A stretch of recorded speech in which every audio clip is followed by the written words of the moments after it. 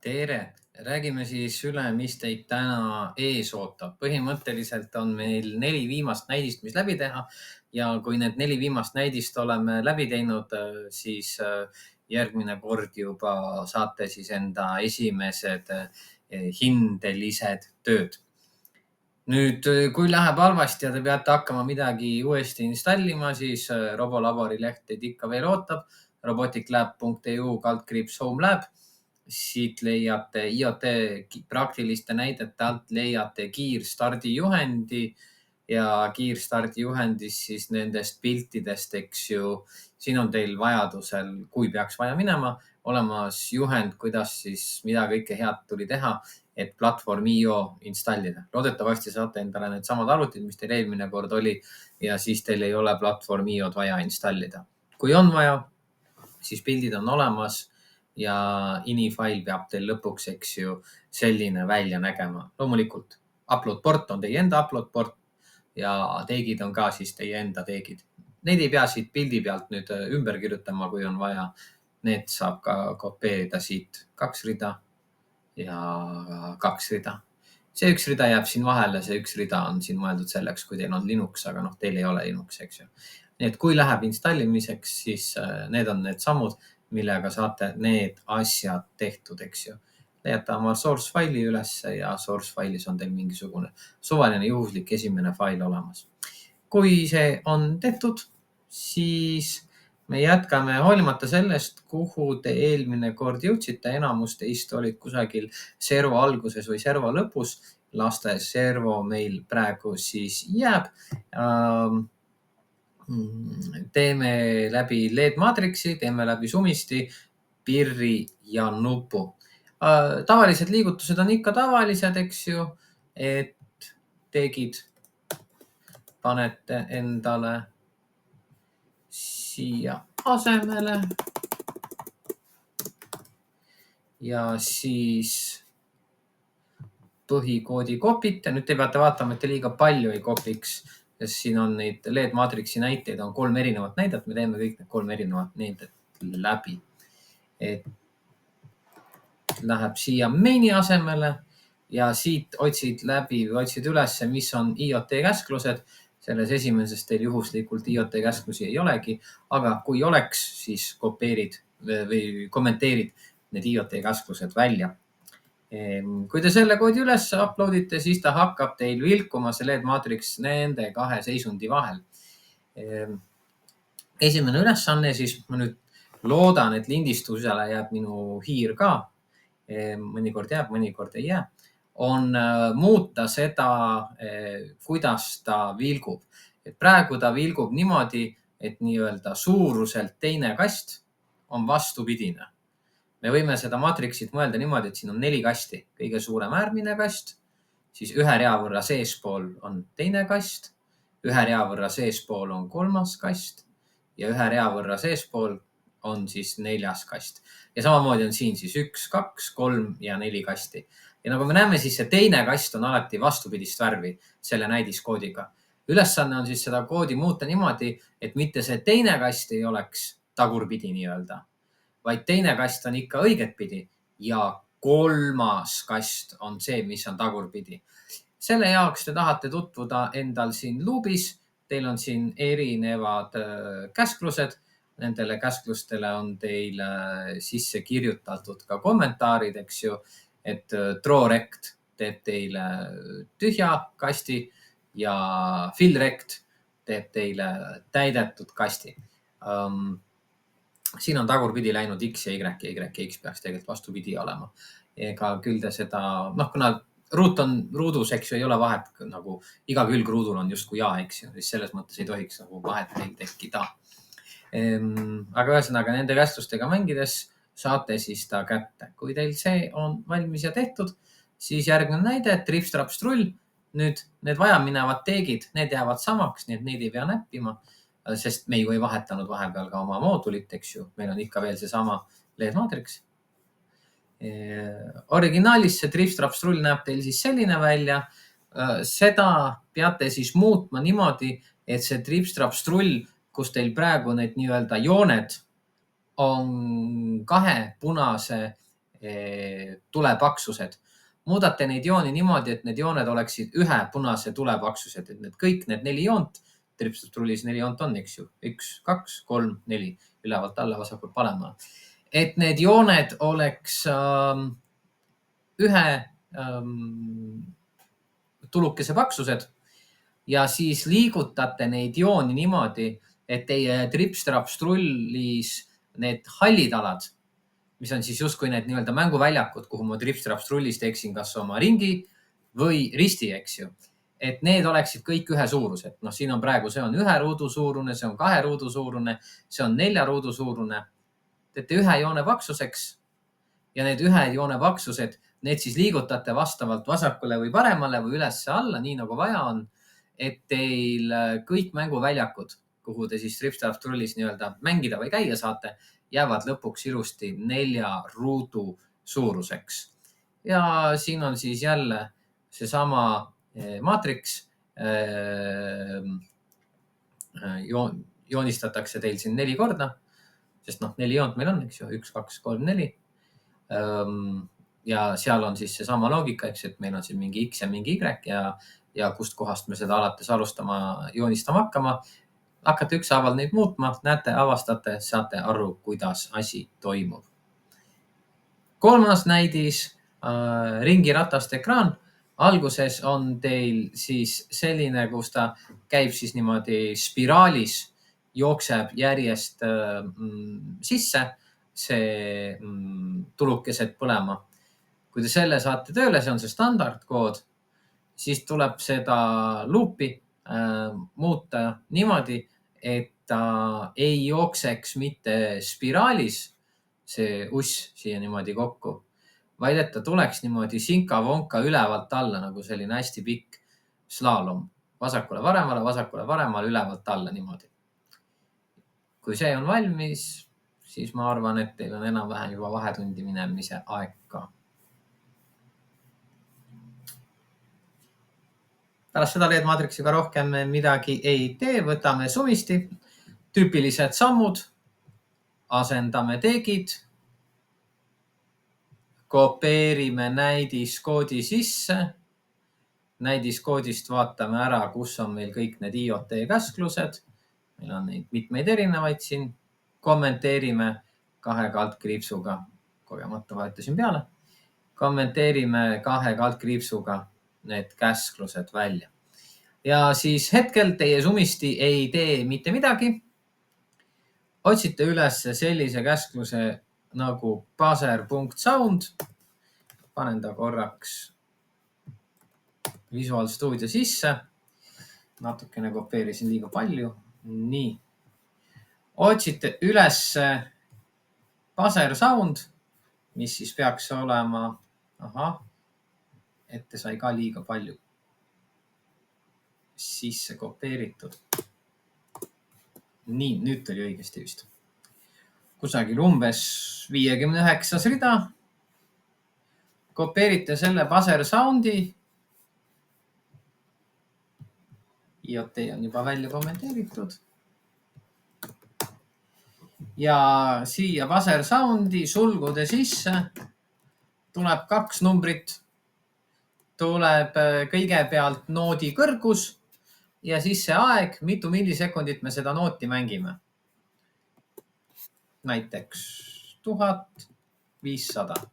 Nüüd ta mängib nooti kõrgusega 1000. See kõrgusega 1000, see ei tähenda 1000 hertsi. See on lihtsalt see, mis häält ta suudab teha, on jaotatud 8000 sammuks ja see on lihtsalt 1000 samm. Seda nooti mängib ta 500 millisekundit ehk siis pool sekundit. See, mis heli te mängite, see, mis on see sulgudes esimene number, seda te saate panna vahemikus 0 kuni 8192, kus siis, eks ju, võib-olla ei ole 0, võib-olla on 1, ma pole kindel. Äkki on, vahet ei ole, eks ju. See väike number on hästi madal heli ja see ülemine number on hästi kõrge heli, eks ju. Ja see teine on siis põhimõtteliselt kuni lõpmatuseni, kui kaua me tahame, et ta seda heli mängib. kas me tahame, et ta mängiks seda 1 millisekundi, 3 millisekundit, 10 millisekundit, 100 millisekundit, 9,999 millisekundit, eks ju. Noh, ajal meil, eks ju, põhimõtteliselt piire selles mõttes ei ole. Esimese asjana saage see kood või tähendab, saage see moodul lihtsalt piiksuma, et ta teil piiksub. Siis muutke seda niimoodi, et ta piiksuks mitte ühte piiksu, piiks, piiks, piiks, piiks, vaid et ta teeks 2 erinevat piiksu. Piiks, piiks, piiks, piiks, piiks, piiks. Või mis iganes, eks ju, helid, et oleks 2 erinevat kõrgust. Ja kui teil see on olemas, siis võtke mingisugune enda jaoks tuntud, tuttav meloodia ja see tuntud, tuttav meloodia, pange siis paser seda tuntud, tuttavat meloodiat mängima. On see teie lemmiklugu, on see mingisuguse saate tunnusmuusika, on see mingi filmi soundtrack või midagi muud sellist. Selle jaoks on mõistlik minna internetti. Seda saab teha niimoodi hästi robustselt ja manuaalselt, et sa hakkad siin ükshaaval siis kirjutama, et nüüd tuleb siis see heli. Siis proovid, kuulad, katsetad. See ei kõlanud ikka päris hästi. Oota. Ahah, nüüd kõlab paremini. Ja siis see ei ole nagu mõistlik moodus, kuidas sellele probleemile lahendada. Mõistlik moodus, kuidas sellele probleemile laheneda, on niimoodi, et te lähete internetti, guugeldate, leiate üles paseri jaoks on olemas eraldi heliteegid ja internetist on võimalik ilusti leida selline valmiskoodid, kus valmiskoodis on ilusti täpselt olemas, et seal näiteks, ma nüüd eksin, eks ju, ma oma peast ei mäleta, et näiteks C-noot on mingisugune, ma ei tea, 473, eks ju.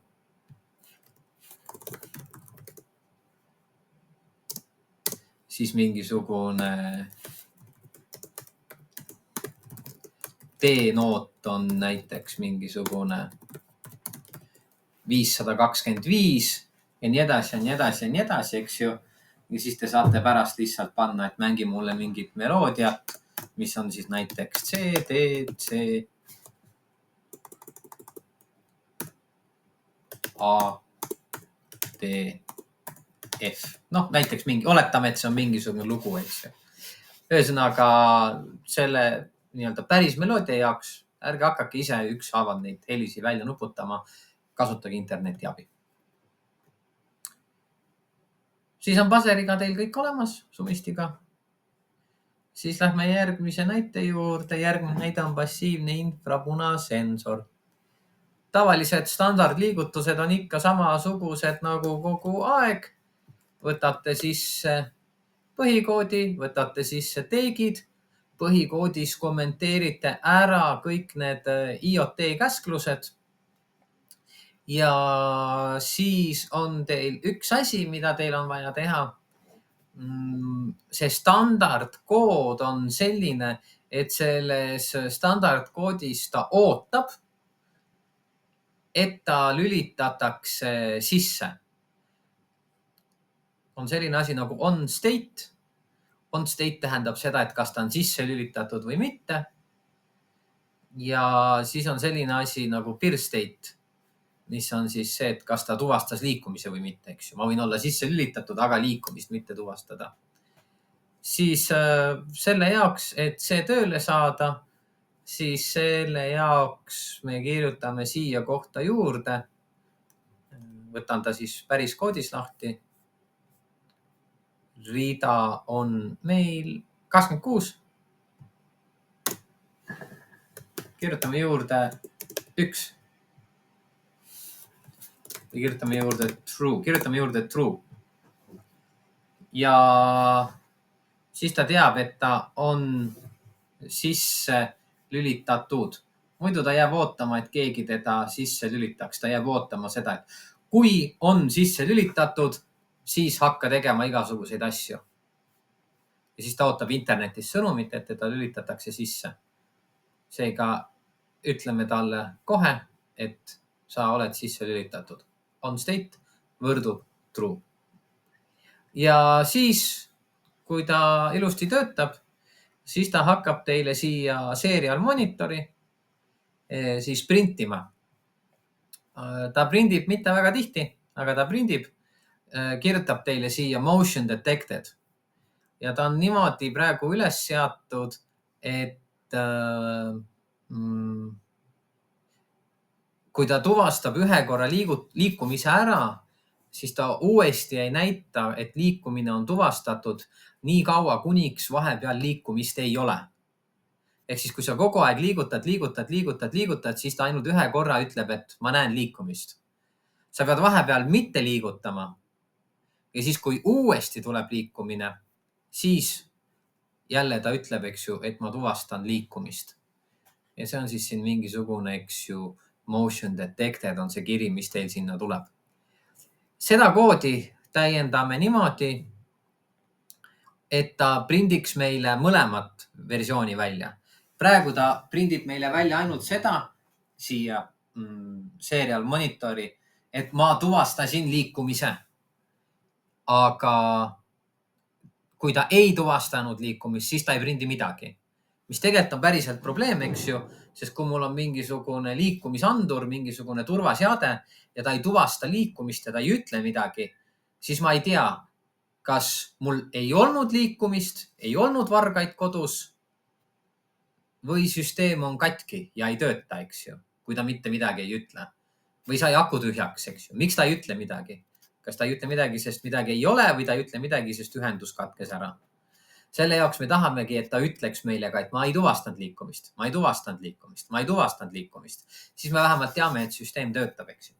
Nii et me tahame saada sellise olukorra, et ta tuvastaks, et ta kirjutaks nii seda, et ta tuvastab liikumise, kui ta tuvastab selle, kui ka selle, et ta ei tuvasta liikumist, siis kui ta seda ei tuvastanud.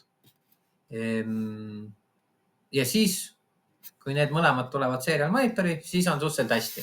Ta tuleb natukene ära peita füüsiliselt see andur, et kui te panete selle anduri lihtsalt endale laua peale, siis okei, sina ei liiguta, aga su pinginaaber ikka liigutab või ülejärgmine vend liigutab või keegi korra kõndis klassis ringi või keegi mis iganes, eks ju. Et talle tasub teha selline väike selline pesa ümber ehitada talle. Pange, ma ei tea, läpakad või pange kooliraamatud või õpikud talle niimoodi ümber, et tal oleks oma selline natukene nagu kinnisem kast, et blokeerige ta liikumine või nagu ta nägemine ära. Siis teil on lihtsam saada seda, et ta ei tuvasta liikumist. Muidu ta kedagi kuskil ikka nagu kipub tuvastama. Viimane näidis, mille teiega teeme, on nupunäidis.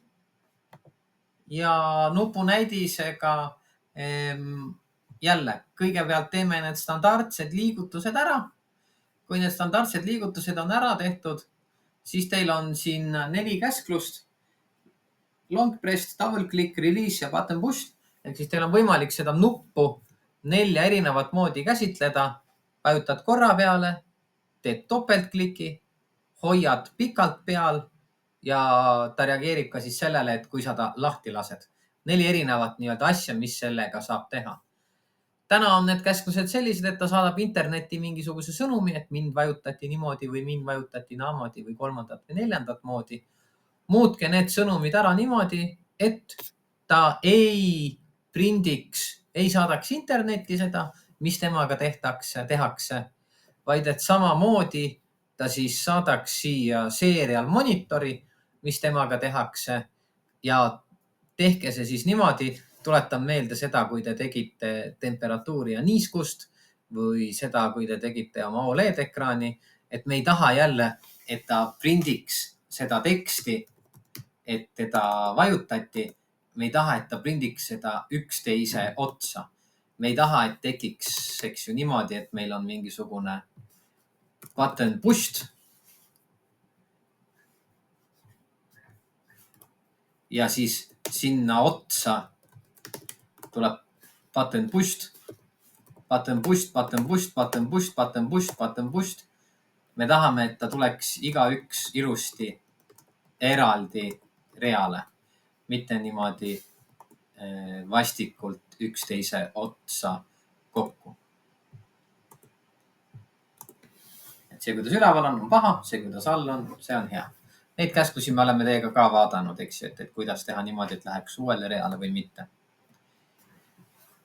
Kui see on tehtud, siis rohkem teiega täna ei tee. Olete minu poolt vabad. Järgmiseks tunniks, järgmine tund, kui ma teid kohtan, mis on siis loogiliselt võttes 2. aprill, siis ootab teid ees ka teie esimene hindeline töö. Igal grupil see esimene hindeline töö on erinev ja esimese hindelise tööna mina tahan siis näha mingisugust lahendust ja tahan, et te täidaksite ära ka protokolli selle asja kohta. Seda protokolli, seda ma näitan teile tunnis siis, kui ma kohal olen. Te ei pea selle protokolli täitmiseks midagi eraldi ette tegema ega valmistama ega midagi muud sellist. Te esimest korda seda täites oskate seda kohe kindlasti täita. Seal on ilusti ette kirjutatud, kuhu, mis põhimõtteliselt täida lüngad ülesanne. Ja kui sa oled selle ülesande ise ära teinud, siis täita lüngad selle ülesande põhjal, mis sa just tegid, on lihtne. Nii et seda näitan teile tunnis. Aga praegu teile ei midagi rohkemat kui jõudu tööle, olge tublid ja kohtume nädala pärast.